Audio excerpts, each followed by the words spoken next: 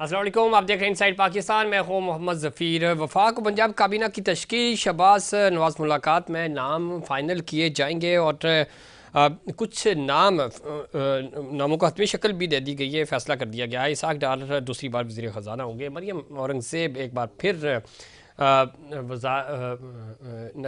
वज़ीर नशर व अशियात होंगी, इत्तलात व नशरियात। और इसके अलावा दिगर नामों के ऊपर भी गौर किया जा रहा है। इत्तेहादियों को भी साथ मिलाने की बातें हो रही हैं। साथ ही साथ सदारती इंतखाबात के हवाले से आसिफ जरदारी साहब को अब तक 345 इलेक्ट्रोल वोटों की हिमायत हासिल है और अब ज़रा उसके हवाले से भी जोड़ तोड़ जारी है। दूसरी तरफ वज़ीर आला के पी कहते हैं कि जो बतौर हुकूमत वफाक से रब्ता रखेंगे लेकिन वोट चोरों से मफामत नहीं करेंगे। एक जारहाना मूड नज़र आ रहा है पाकिस्तान तहरीक इंसाफ की तरफ से। एग्रेशंस अभी तक नज़र आ रहे हैं। मफामत की सियासत हमें दूर दूर तक नज़र नहीं आ रही। हुकूमती इत्तेहाद से मफामत से भरपूर अभी तक इनकार किया जा रहा है और साथ ही साथ जो पाकिस्तान तहरीक इंसाफ की मखसूस नशिस्तें ना मिलने का मामला था, उसके ऊपर मुल्कगीर एहतजाज करने का फ़ैसला भी किया गया है। दूसरी तरफ आज बहुत ही इंपॉर्टेंट कोर कमांडर कॉन्फ्रेंस हुई और उसमें कहा गया कि कुछ मखसूस अनासर मसल्ह अफवाज को बदनाम कर रहे हैं। 9 मई के ज़िम्मेदारान को हर सूरत इंसाफ के कुटहरे में लाया जाएगा। इलेक्शन में महफूज माहौल फराहम किया, इससे ज़्यादा कोई ताल्लुक़ नहीं। झूठी और जाली खबरों पर तशवीश है। कोर कमांडर कॉन्फ्रेंस का ये इलामिया जारी किया गया और इस बात को एक बार फिर चैलेंज किया गया। 9 मई के जो किरदार हैं उनको सज़ाएँ होंगी, इंसाफ के मुताबिक सज़ाएँ होंगी। और ये एक दिन पहले पाकिस्तान तहरीक इंसाफ से भी ये मुतालबा किया गया था कि इसकी सरनो तहकीकात होनी चाहिए और फिर पाकिस्तान पीपल्स पार्टी की तरफ से बिलावल भुट्टो जरदारी साहब ने इसको सेकंड किया था और उन्होंने कहा था कि हम हिमायत करते हैं पाकिस्तान तहरीक इंसाफ के इस मुतालबे से। प्राइम मिनिस्टर ने भी ये बात की थी। अब देखने ये है कि तहकीकात आगे होंगी तो इसको पाकिस्तान तहरीक इंसाफ कैसे लेती है, चूँकि जब रिजल्ट आते हैं तो क्या 9 मई की अदालती इंक्वायरी तहरीक इंसाफ इसको तस्लीम भी करेगी या नहीं, ये बड़ा इंपॉर्टेंट है। चूँकि बाद में हमने देखा कि जब भी कोई फ़ैसला आता तो उसके ऊपर ये वावेला भी मचाया जाता है। चूँकि एक नई हुकूमत आ रही है, आलमी ताकतें क्या सोच रही हैं, नई हुकूमत उसको कैसे करेगी। नरेंद्र मोदी की तरफ से भी शहबाज शरीफ साहब को प्राइम मिनिस्टर बनने के बाद मुबारकबाद का मैसेज आया। ये जज्बा खैर सगाली के तहत तो ये सारी चीज़ें ठीक हैं। इंटरनेशनल सतह पे ये मामला कैसे जाएंगे और चूँकि माजी में जो 16 महीने की हुकूमत थी उसमें बिलावल भुट्टो जरदारी साहब के ज़िम्मा था ख़ारजा अमूर, और अब देखना ये है कि ये खुरा किसके नाम निकलता है। चूँकि पाकिस्तान पीपल्स पार्टी अब कैबिनेट का हिस्सा नहीं होगी, हुकूमत को वो सपोर्ट कर रहे हैं और आगे ज़ाहिर सदारती इंतखाबात भी हैं, उस वाले से भी पाकिस्तान पार्टी कोशिश करी। इस पर मज़ीद बात करेंगे। हमें ज्वाइन किया जनाब सरदार नज़ाकत साहब ने, सीनियर रहनुमा हैं पाकिस्तान पीपल्स पार्टी के। सरदार साहब खुश आमदीद कहते हैं आपको प्रोग्राम में। बहुत शुक्रिया। सरदार साहब सबसे पहले बताइएगा किस तरह देखते हैं, चूँकि डेवलपमेंट्स हो रही हैं, आगे सदारती इंतखाबात भी उन्हें पाकिस्तान पीपल्स पार्टी की तरफ से अब तक दावा किया जा रहा है कि आसिफ अली जरदारी साहब को की पोजीशन भी बेहतर है और 345 इलेक्ट्रोल वोट की हिमायत अब तक हासिल है। मज़ीद आप MQM से या दीगर जो लोग हैं उनके साथ भी आपकी बातचीत हुई, क्या अपडेट्स हैं इस हवाले से? देखिए सर, फिर पहली बात तो ये कि आसिफ अली जरदारी साहब पाकिस्तान के अंदर एक ऐसे पॉलिटिशियन हैं जिनके ऊपर आप बहुत सारी लोग उनके ऊपर सवाल भी कर सकते हैं, वो उनका अपना एक व्यू पॉइंट है। लेकिन आसिफ अली जरदारी साहब इस वक्त मुल्क के ऐसे पॉलिटिशियन हैं कि जो एक रिकन्सिलिएशन के बादशाह माने जाते हैं और उनको पूरे पाकिस्तान के अंदर जो सियासी कुव्वतें और जो बाकी कुव्वतें, वो सारे लोग इज्जत और एहतराम की निगाह से देखते हैं। और आसिफ अली जरदारी साहब ऐसे पॉलिटिशियन हैं कि जो सारी पॉलिटिकल फोर्सेस को साथ लेके चल सकते हैं, तमाम पाकिस्तान के इदारों को साथ लेके चल सकते हैं। तो वक्त की जरूरत भी थी कि मुल्क के वसी तर मफाद में आसिफ अली जरदारी साहब को मुल्क का सदर होना चाहिए। और इस बुनियाद के ऊपर मेरे ख्याल में पाकिस्तान की तमाम पॉलिटिकल फोर्सेस ने मिलकर फैसला किया है कि अगर मुल्क को आगे लेके जाना है तो हमें रिकन्सिलिएशन की तरफ जाना है। और रिकन्सिलिएशन की तरफ अगर जाना है तो आसिफ अली जरदारी साहब को मुल्क का प्रेसिडेंट बनाना बहुत ही जरूरी है, ताकि मुल्क के मामलात ऐसे तरीके से और एक अफम व तफहीम से और हल हो सके और ताकि मुल्क आगे जा सके। तो इस बुनियाद के ऊपर 9 तारीख को इलेक्शन होने जा रहा है ठीक। महमूद खान अचकज़ई उनका मुकाबला करेंगे। लेकिन ये मैं आपको बता रहा हूँ कि पाकिस्तान पीपल्स पार्टी कंफर्ट पोजीशन में है और इंशाल्लाह हम 9 तारीख को आसिफ अली जरदारी साहब प्रेसिडेंट ऑफ पाकिस्तान इलेक्ट हो जाएंगे और इंशाल्लाह मेरे ख्याल में एक आध दिन के बाद फिर वो अल्फ़े वफादारी की तकरीब होगी। ठीक। सरदार साहब, एक चीज़ जो मफामत की आप बात कर रहे हैं आसिफ अली जरदारी साहब का, हमने देखा कि इलेक्शंस कैंपेन के अंदर भी बिलावल भुट्टो जरदारी साहब फोकस रहे, वो पाकिस्तान तहरीक इंसाफ के नौजवानों से भी मुखातिब रहे। अभी भी हमने कल देखा कि वो फ्लोर के ऊपर भी ये बात कर रहे थे 9 मई के हवाले से। मैं आगे चल के इसके ऊपर डिटेल आपसे बात भी करूँगा, लेकिन आप समझते हैं कि पाकिस्तान तहरीक इंसाफ को जरदारी साहब ऑन बोर्ड ले आएंगे, मामला बेहतरी की तरफ जाएंगे? चूँकि नून लीग के से और पाकिस्तान पीपल्स पार्टी से अब तक पाकिस्तान तहरीक इंसाफ बात करने को तैयार नहीं है। बाकी लोगों के साथ आपको भी याद है मौलाना फजल रहमान साहब के हवाले से क्या क्या अल्फाज उनके किन अलकाबात से नवाजा जाता था, और ख़ुद महमूद अचकज़ई जो आज पाकिस्तान तहरीक इंसाफ यानी सुन्नी इत्तेहाद कौंसिल के जो नामजद उम्मीदवार हैं सदारत के लिए, तो उनकी नकलें इमरान खान साहब जलसों में कैसे उतारते थे वो आपने भी देखा, हमें भी पता है। तो अब समझते हैं कि कोई बर्फ़ पिघलेगी, मामला तो बेहतरी की तरफ जाएंगे, क्योंकि सियासतदानों ने ही अल्टीमेटली चीज़ें बेहतर करनी है। अब जो भी मैंडेट है, इसी मैंडेट के साथ आपको आगे भी बढ़ना है और चीज़ों को भी उनकी जो लाइन ऑफ एक्शन है वो भी बेहतर करनी है। देखिए सफीर, बहुत अनफॉर्चुनेट है कि पाकिस्तान के अंदर जो इमरान खान साहब की और उनकी जमात की पॉलिटिक्स है, अनफॉर्चुनेटली उनके अंदर जो इंटेलेक्चुअल कैपेसिटी है वो बिल्कुल नहीं है और वो मुल्क के लार्जर इंटरेस्ट के बारे में नहीं सोचते बल्कि गालम गलोच की सियासत के ऊपर यकीन रखते हैं। आज भी जिस शख्स को इमरान खान ने KPK का चीफ मिनिस्टर बनाया है उसकी अगर तकरीरें सुनेंगे तो मेरे ख्याल में आपको सारी इनकी पॉलिसी पता चल जाएगी कि ये किस तरह मुल्क को आगे लेके जाना चाहते हैं और किस कमाश के लोगों को ये आगे लाना चाहते हैं। तो जहां तक आपने आसिफ अली जरदारी साहब की बात की, तो आसिफ अली जरदारी साहब एक ऐसी शख्सियत है कि जो पूरे मुल्क के लोगों को साथ लेके चल सकते हैं, जिनके अंदर ये कैपेसिटी भी है, एक इंटेलेक्चुअल लेवल भी है उनका कि वो मुल्क की तमाम पॉलिटिकल फोर्सेस को साथ लेके चल सकते हैं। देखिए आपको याद होगा कि जब इमरान खान साहब मुल्क के प्राइम मिनिस्टर थे जी। तो एक मजहबी तंजीम ने इस्लामाबाद में धरना दिया, तो उस वक्त पाकिस्तान पीपल्स पार्टी के चेयरमैन बिलावल भुट्टो जरदारी साहब ने असेंबली के फ्लोर पे खड़े होकर कहा कि इमरान खान कदम बढ़ाओ, हम आपके साथ हैं। हमारी जाती सियासत में जाती रंजिशें हो सकती हैं, एक दूसरे के ऊपर क्रिटिसिज्म भी हो सकता है, नजरियात भी अपने अपने हो सकते हैं, सारी चीजें अपनी जगह पे, लेकिन बुनियादी तौर पे मुल्क के लार्जर इंटरेस्ट के लिए मैं समझता हूँ कि पाकिस्तान की तमाम पॉलिटिकल फोर्सेस को जो कम से कम एजेंडा है, खास करके इकोनॉमी के जो क्राइसिस से इस वक्त मुल्क गुजर रहा है, उसके लिए सबको अपना अपना रोल देना पड़ेगा। और इस रोल के लिए पूरे पाकिस्तान के अंदर जो लीडरशिप क्वालिटी है, जो रिकंसिलिएशन की क्वालिटी है, वो आसिफ अली जरदारी साहब की। और मैं इस चीज से कॉन्विंस हूँ कि आसिफ अली जरदारी साहब PTI समेत तमाम पॉलिटिकल फोर्सेस से बात करके इस इकोनॉमी का जो क्राइसिस है पाकिस्तान के अंदर, इससे बाहर निकलने में अपना कलीदी रोल अदा करेंगे।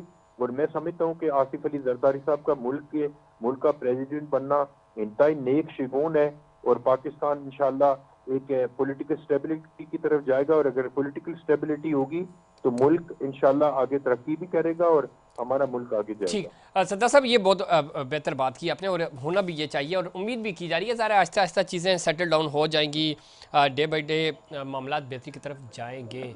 पाकिस्तान पीपल्स पार्टी चूँकि जब सदारत आपके पास आ जाएगी ऑफिशियली 9 मार्च के बाद, तो क्या आप कैबिनेट में जाने का प्लान कर रहे हैं? और दूसरा साथ ही साथ मुझे ये भी बताइएगा कि पंजाब में और यहाँ सिंध में जब हम बात कर रहे हैं तो सिंध में क्या आप MQM का ऑफ़र करेंगे? क्योंकि अभी आपको सदारती उम्मीदवार के लिए तो आप MQM के पास जा रहे हैं वोट मांगने। देखिए सफीर, सियासत में कोई चीज अरफे आखिर नहीं होती। जाहिर है पॉलिटिकल पार्टियां अपने दरवाजे बंद नहीं करती। ठीक। और मैं समझता हूँ कि इस वक्त मुल्क के हालात ऐसे हैं कि हमें अपनी आना को एक तरफ रख के, अपनी पॉलिटिक्स को एक तरफ रख के, जी। अपने जो सेंटिमेंट्स हैं उनको एक तरफ रख के हमने मुल्क के लार्जर इंटरेस्ट के लिए सोचना है। तो मेरा अपना ख्याल ये है कि जिन पार्टियों को पाकिस्तान के अंदर मैंडेट मिला है, जैसा तैसा मैंडेट मिला है, ठीक है। उसको हम सबको एक्सेप्ट करके आगे चलना चाहिए। और मेरे ख्याल में MQM के दोस्तों के साथ हमारे पहले भी राब्ते रहे, अब भी राब्ते और इंशाल्लाह आइंदा भी राब्ते रहेंगे। तो ये डिपेंड करता है कि किस तरह के रवैये और किस तरह की पॉलिटिक्स आगे हो रही है, तो मेरा अपना ख्याल ये है कि आसिफ अली जरदारी साहब चाहेंगे कि मुल्क की तमाम पॉलिटिकल फोर्सेस को साथ लेके चलें और सिंध समेत पूरे पाकिस्तान के अंदर तमाम पॉलिटिकल फोर्सेस को जिसको जितना मैंडेट मिला है उसके मैंडेट के मुताबिक उनका एहतराम भी होना चाहिए। और पाकिस्तान पीपल्स पार्टी इस चीज पे कन्विंस है कि तमाम पॉलिटिकल फोर्सेस को हम साथ लेके चले, एक लीड लें और लीड लेके मुल्क को इकोनॉमी के क्राइसिस से निकाल सके। ठीक है। अच्छा, एक चीज़ जो इम्पोर्टेंट है, आज चूँकि कोर कमांडर कॉन्फ्रेंस हुई और उसमें कहा यह गया है कि 9 मई के जो किरदार हैं उनको सज़ा मिलेगी, उसमें जो लोग मुलविस हैं उनको इंसाफ के कटहरे में लाया जाएगा। इस बयान को किस तरह देखते हैं? चूँकि गुज़श्ता रोज़ हमने देखा पाकिस्तान तहरीक इंसाफ की तरफ से भी मुतालबा किया जा रहा था कि अगर जो लोग हैं तो उनको सज़ा दें, अगर नहीं है तो केसेस ख़त्म होने चाहिए। और इस चीज़ को आपके चेयरमैन बिलावल भुट्टो जरदारी साहब ने भी कहा था कि हम हिमायत करते हैं इस बात की कि जो बेगुनाह लोग हैं उनको छोड़ देना चाहिए और जो लोग मुलविस हैं उनको सज़ाएँ दें ताकि ये मामला सेटल हो। आज बहुत इंपॉर्टेंट ज़रा कोर कमांडर कॉन्फ्रेंस थी, इसमें इलेक्शन के बारे से भी बात हुई, ओवरऑल खित्ते की अमन अमान पे भी, कश्मीर और फ़लस्तीन पे भी बात हुई। बट इस पोर्शन को आप किस तरह देखते हैं? आप समझते हैं कि जो अदालती मामलात हैं, अब ज़ाहिर 1 साल होने को है तकरीबन, तो ये मामला अब सेटल डाउन हो जाने चाहिए, जो मुलविस हैं ज़ाहिर उनको सज़ाएँ हो जानी चाहिए। तो फिर देखें, जो भी आज कोर कमांडर कॉन्फ्रेंस का एलामिया जारी हुआ है वो मैंने भी पढ़ा, आपने भी पढ़ा, उसमें क्लियर एक इंडिकेटर्स हैं कि जो 9 मई के कल्प्रिट्स हैं उनको अदालतों के कटहरे में लेके आया जाए और जो लोग बेगुनाह हैं, और इसकी पाकिस्तान पीपल्स पार्टी डे 1 से हमायत कर रही है कि पाकिस्तान के अंदर पॉलिटिकल विक्टिमाइजेशन नहीं होनी चाहिए। किसी पॉलिटिकल वर्कर को इस बुनियाद के ऊपर विक्टिम नहीं होना चाहिए कि वो किसी पॉलिटिकल पार्टी से मुंसलिक है या उसका कारकुन है। ठीक है। जहां तक आपने 9 मई का जिक्र किया, शायद ही पाकिस्तान के अंदर कोई ऐसा शख्स हो जिसको ये दुख और अफसोस नहीं हुआ है कि 9 मई को जिस तरह आर्मी इंस्टॉलेशन पे हमले किए गए, जिस तरह हमारे शोधा के मज़ारों की जिस तरह बेहुरमती की गई और जिस तरह पाकिस्तान के खिलाफ और हमारी मुसल्लह अफवाज और पाकिस्तान के इदारों के खिलाफ जहर उगला गया, उस पर कोई भी टॉलरेट नहीं करेगा। कोई भी जो भी पाकिस्तानी है, जो भी दर्द दिल रखने वाला पाकिस्तानी है, तो पाकिस्तान फौज हम सब की फौज है। गलतियां कोताहियां किसी से भी हो सकती हैं, लेकिन अगर किसी की गलतियां कोताहियां सामने रख के अगर हम अपने शोधा की बेहुरमती करेंगे, अपनी आर्मी इंस्टॉलेशन पे हमला करेंगे, तो फिर हम पूरी दुनिया के लोगों को क्या मैसेज देना चाहते हैं कि हम तो ये सारी बातें मैं समझ रहा हूँ कि आज का जो कोर कमांडर कॉन्फ्रेंस का एलामिया था, मैं उसकी मुकम्मल सपोर्ट करता हूँ। पाकिस्तान पीपल्स पार्टी इस चीज पे कन्विंस है कि जो 9 मई के जो कल्प्रिट्स हैं उनको पाकिस्तान की अदालतों में आना चाहिए और उनको जो पाकिस्तान के कानून के मुताबिक सजा है वो उनको मिलनी चाहिए। और जो बेगुनाह लोग हैं, पाकिस्तान पीपल्स पार्टी डे 1 से मुतालबा कर रही है कि उनको रिलीज होना चाहिए। ठीक हो, बिल्कुल होना चाहिए। दूसरा जाते जाते बताइएगा सरदार साहब, हम देख रहे हैं एक एग्रेशन नज़र आ रहा है पाकिस्तान तहरीक इंसाफ में स्टिल, जो पहले भी हम बात कर रहे थे। अब पाकिस्तान तहरीक इंसाफ ये कह रही है कि मखसूस नशिस्तें चूँकि हमें नहीं मिली, यानी सुन्नी इत्तेहाद कौंसिल को नहीं मिली, तो इसके ऊपर वो मुल्की एहतजाज करने जा रहे हैं इतवार को। और यही वो मुतालबा बुनियादी रख रहे हैं कि जो सदारती इंतखाबात हैं वो चूँकि जुड़े हुए हैं इस सारे अमल के साथ, तो वो कह रहे हैं कि उसको भी डिले किया जाए, जो कि अभी ज़्यादा शेड्यूल हो चुकी हैं चीज़ें। तो आप समझते हैं कि इस मामले में पाकिस्तान तहरीक इंसाफ के साथ ज़्यादती हो रही है, उनको सीट्स ये मिलनी चाहिए थी? आपकी पर्सनल ओपिनियन क्या है? और दूसरा ये है कि वो चूँकि प्रोटेस्ट भी कर रहे हैं इसके ऊपर। जफीर, मैंने इसको बड़ा ग्रेजुअली बड़ा डीपली इसको स्टडी किया है। आपको पता होगा कि आइन के अंदर दर्ज है कि कोई भी अगर आजाद रुकन मेंबर असेंबली बनेगा तो उसको नोटिफिकेशन के 3 दिन के अंदर कोई भी पॉलिटिकल पार्टी ज्वाइन करनी पड़ेगी। सही। अब ये कोई किसी ने 7 दिन बाद पॉलिटिकल पार्टी ज्वाइन की है, किसी ने 10 दिन बाद की है, तो ये मैं समझ रहा हूँ कि अगर उसके लिए हमें आइन में तरमीम करनी पड़ेगी अगर इनको रिजर्व सीटें इनको दी जाएंगी। तो ठीक है। यहाँ पे सिंध के अंदर जिन दोस्तों को आज हमारे सुरिंदर विलासाई साहब और समीता हमारी जो मेंबर असेंबली बनी और एक एमपीएम की डॉक्टर फौजिया हमीद बनी है मेंबर असेंबली, ये सारे लोग इस वजह से बने कि ये लोग टाइमली ये लोग पार्टी ज्वाइन नहीं कर सके। और दूसरी बात ये कि जो सुन्नी इत्तेहाद कौंसिल है उसने लिस्टें पहले से इलेक्शन कमीशन में नहीं जमा करवाई हुई थी रिजर्व सीटों के लिए। ठीक है। इसलिए उनको किसी सूरत में रिजर्व सीटें नहीं मिल सकती। ये लोगों को बेवकूफ बनाने वाली बात है कि हम किसी पॉलिटिकल पार्टी में को ज्वाइन करके हम रिजर्व सीटें हासिल करेंगे। उसका एक तरीकाकार होता है कि इलेक्शन से पहले लिस्ट सबमिट करनी पड़ती है कि अगर हम जितनी सीटें जीतेंगे उसके उसके उसके हिसाब से, जैसे पीपल्स पार्टी ने रिजर्व सीटों के ऊपर 22 खवातीन के ऊपर और 11 से 12 मेल रिजर्व जो हमारे जो अक़लियती मेंबरान असेंबली उनके लिए आपने लिस्ट जमा करवाई। ठीक। अनफॉर्चुनेटली इन लोगों ने लिस्टें जमा नहीं करवाई थी सुन्नी इत्तेहाद काउंसिल ने, तो इस बुनियाद के ऊपर जो इलेक्शन कमीशन का फैसला है वो कानून के मुताबिक आया है। इनकी एहतजाज करने से कुछ नहीं होगा। एहतजाज करना पाकिस्तान के अंदर किसी भी शहरी का हक है, ये एहतजाज करते रहेंगे और मैं समझ रहा हूँ कि मुल्क की स्टेबिलिटी के लिए पाकिस्तान के अंदर जो गवर्नमेंट फॉर्म हुई है वो काम करती है। ठीक। और अब जाते जाते ये भी बताइएगा, जो एग्रेशन नज़र आ रहा है आज, चूँकि जो न्यूली अपॉइंटेड वज़ीर आला हैं KP अली अमीन गंडापुर साहब, उनकी मुलाकात भी हुई है। एग्रेशंस पैगाम अंदर से भी ये आया कि आपने मुखालफिन के लिए जारहाना अंदाज अपनाना है। तो अगेन आप नहीं समझते कि ये इसके लिए भी खुद के पाकिस्तान तहरीक इंसाफ के लिए भी डेंजरस होगा? बेहतर था कि आप। अनफॉर्चुनेटली ये लोग सियासत से बिल्कुल वाकिफ नहीं है। सियासत के अंदर एहतजाज करने की ज्यादा जरूरत नहीं होती, एहतियात करने की जरूरत होती है। इमरान खान साहब और उसकी पॉलिटिकल पार्टी ने आज भी पाकिस्तान के जो हालात हैं, पाकिस्तान का जो पॉलिटिकल स्ट्रक्चर है, उसको डैमेज इतना ज्यादा हो चुका है, उसके बावजूद इन्होंने कोई सबक नहीं सीखा। आज भी उनकी बॉडी लैंग्वेज यही है। ऐसे लग रहा है कि KPK का वजीर आला नहीं बल्कि कोई एक बदमाश बात कर रहा है खड़े होके। तो ये बड़ा अनफॉर्चुनेट है कि अली अमीन गंडापुर जैसा शख्स PP का वजीर आला है और उस सूबे का वजीर आला है जो बड़ा सेंसिटिव सूबा है। तो मेरे ख्याल में इनको एहतियात करने की जरूरत है और सियासत के अंदर टॉलरेंस की जरूरत होती है, एक दूसरे को बर्दाश्त करने की बर्दाश्त जरूरत किया होती जाता है। है, बिल्कुल ठीक। जी। जुल्फकार अली भुट्टो की शहादत के बाद, मोहतरम बेनजीर भुट्टो की शहादत के बाद हमारे हजारों कारकुन शहीद हुए। उसके बावजूद पाकिस्तान पीपल्स पार्टी के को चेयरमैन आसिफ अली जरदारी साहब ने पाकिस्तान खतरे का नारा लगाया।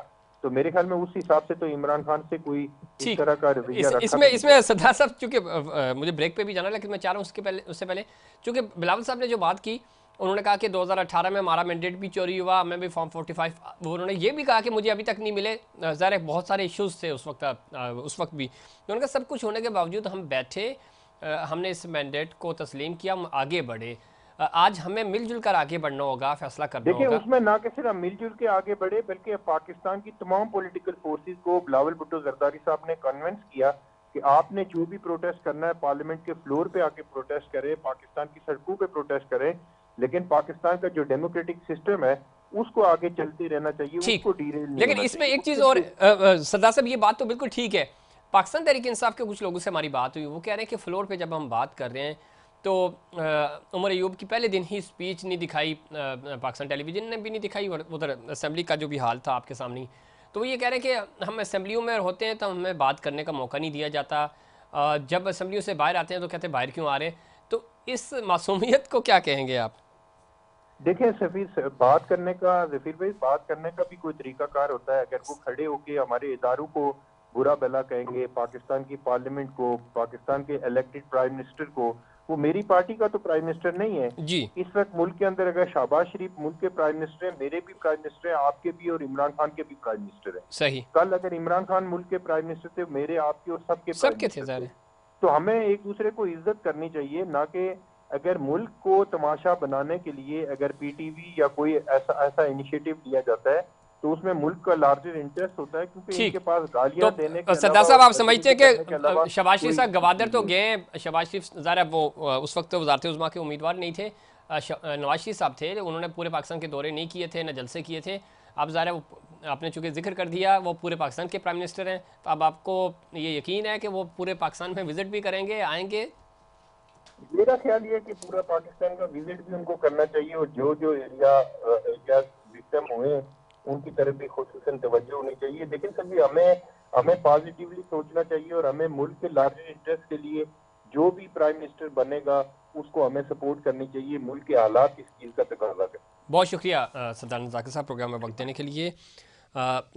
इसमें कोई शक नहीं, इस वक्त वफाक हो या सूबे हों, थोड़ा सा हमें टॉलरेंस का मुजाहरा करना होगा, सियासी जमातों को ज़िम्मेदारी का मुजाहरा करना होगा, और ये मामलात खुश उसलूबी से तय पा जाएँ, अपने असूल तय करने होंगे, और उसके बाद फ़ोरम इन तमाम सियासी जमातों के पास मौजूद हैं, उसके ऊपर अपनी आवाज़ उठाएं और अपने हकूक़ की बात करें ताकि चीज़ें बेहतर हो सकें। माजी में भी हमने देखा कि बहुत ज़्यादा तनकीद होती रही सियासी जमातों की इस सिस्टम के ऊपर, और इस सिस्टम को बदलने के लिए बेहतरीन मौका यही है कि आप पार्लियामान का बेहतरीन इस्तेमाल करें। इस पर मज़ीद बात करेंगे, लेकिन उससे पहले कमर्शियल ब्रेक।